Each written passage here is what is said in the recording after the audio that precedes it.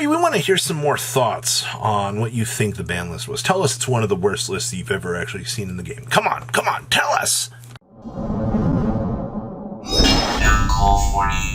Make sure you guys smash the living crap out of that subscribe button so you guys don't miss out on more awesome content. So, I got forced away from my computer over the weekend, and I haven't actually had much of a time to process the list. Well, I have now throughout the weekend. I had the chance to sit down and talk with a lot of players and get some of their thoughts from the list. And reading online thoughts from people, I kept getting bombarded by the same initial thing. And it was just, this is one of the worst lists in the whole wide world. How dare Konami actually do this? I'm quitting this game. And I'm sitting here and I'm like, yeah, it would have been nice if they did more. But the Macrocosmo is out of the game. We don't have to worry about that garbage anymore. That was the problem. All right? A Rise Heart, the Macrocosmo jerk machine, was a problem. And I think every single person in this room, it's just me, by the way, so I'm sorry to tell you this, but my opinion is the one that matters here. Right? It's gone. Now, we go back to the dimension shifters, the problem. I have to make the weird noises now because I think I'm getting sick. But full disclaimer here.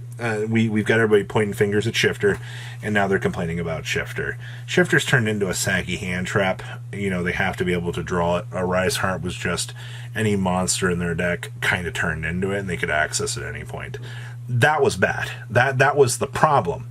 All right, so we got rid of a Rise Heart. Now every other deck in the room, oh no, Flundereeze is playing Dimension. They were playing that in the first place. It didn't matter. All right, Flounder just got a huge relief off of its back. All right, they no longer have to play into a Rise Heart. Guess what? Flounder just won a YCS at the point of the list dropping, effectively. And we were already seeing Flounder gaining momentum, all right?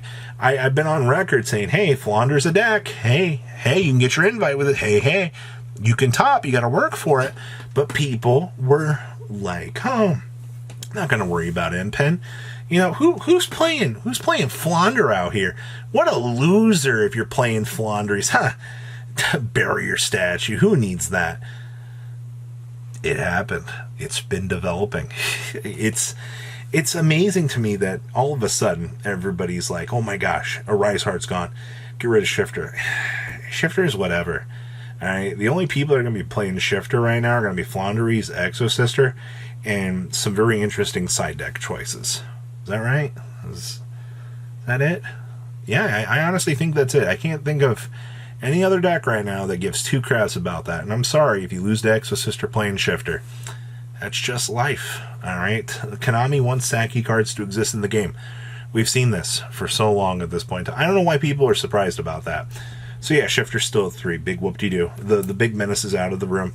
Now, the variance to me getting Macrocosmo at every single game has been checked. Now, on to the topic about this list, saving this year's 10s.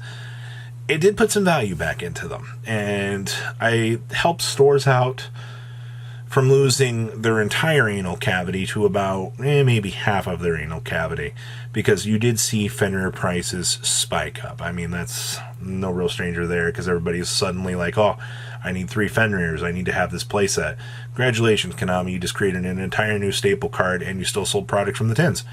The good news, though, on the tins, though, was all of those deck cores, except for Magna Hut, all right? And we all knew Magna Hut was going to 1. You can sit here and you can say that you didn't see it happening, but it needed to go to 1. It's a stupid broken card. But Robbie, Lubellion, stop it. Let Branded have it. They need it. Full Power Branded over here in the corner still ain't even in the top 3 best decks in the room, all right? It's struggling. Let them have it. They deserve it. Okay, so that's let them. They need it. Okay, Konami needed to do something. So that saved Runic on the list. Oh, by the way, guess what? Runic still got triple skill drain. Still got triple TC Boo, triple Rivalry, triple Gozen, triple skill drain, double Fountain, triple Tip. Somebody out there is mauling at the fact that deck got by on the list. How dare the pure Runic player? feels good, man. I will do my part of this format. I solemnly tell you, on the name of MCole40, I will be flipping skill drains. I will be TC booing. I'll be doing my job to help get these cards banned. Will you? Or will you be playing the outs and making it so I can't top to prove that Konami needs to take care of these cards?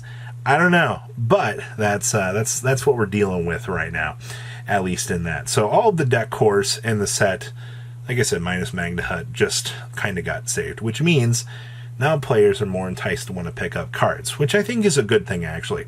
If players looked at this list and are like, oh, all this new stuff didn't get touched, oh, well, that means that I can go ahead and pick these up now and not feel like garbage if something happens to them. I think that's a very good trade-off.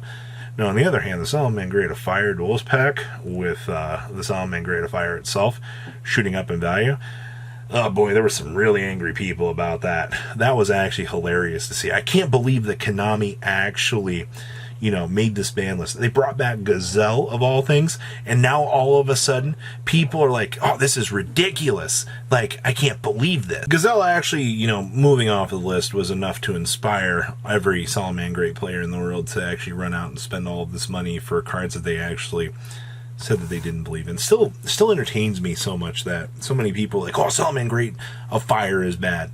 And all of a sudden, it's seen play in every single one of these decks. And it genuinely entertains me so much. That has been the thought process. Cards garbage, but, it's a staple in these Salamangreat decks. Just like the Unchained community said the tour guide was bad. And they've eaten their words the entire time that was actually happening. Trust me, go read the Unchained Facebook group months back. They literally were screeching that tour guide was one of the worst cards that you could have ever had in your deck. And it just proves to me Yu-Gi-Oh! Players don't understand how to play the game. It's actually great. So, overall, the cost of staples with this list. So here's the thing. All right, this list was great. It shifted up things, but the biggest impact that it had was on the market. The market has been in a frozen standstill for like a month now. There's been nothing really exciting to happen. And then we had the reveals actually happen this week, last week, which actually did its thing.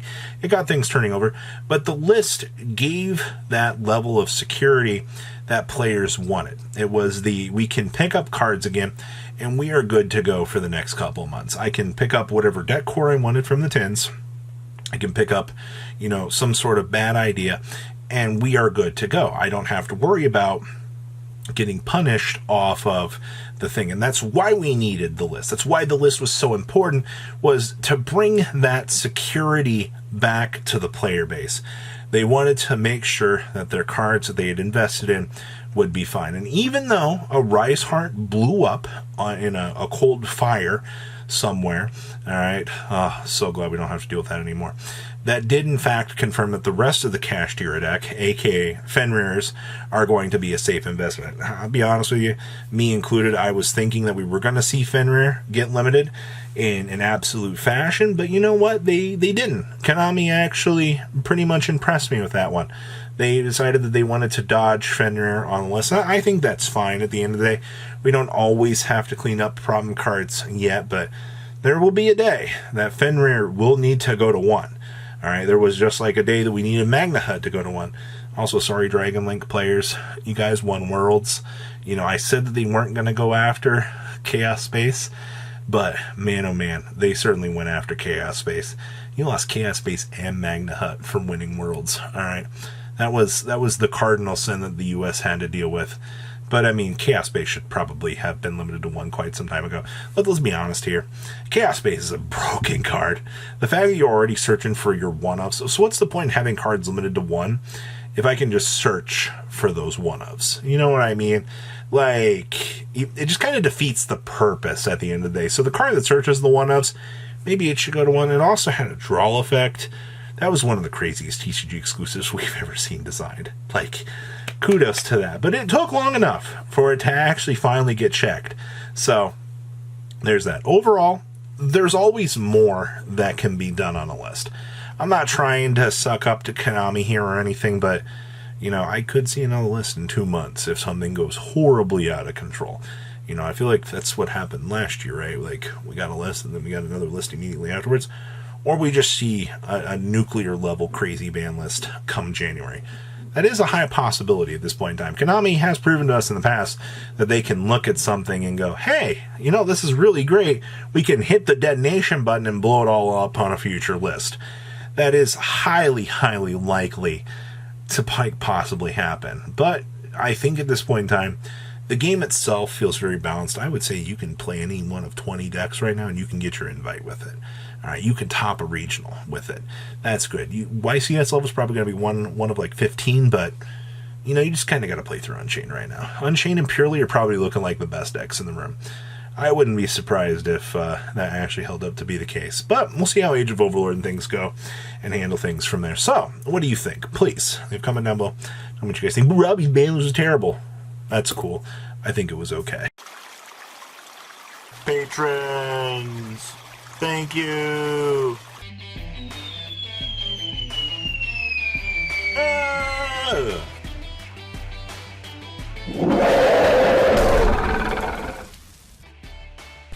Thank you so much for watching. Check out these other videos.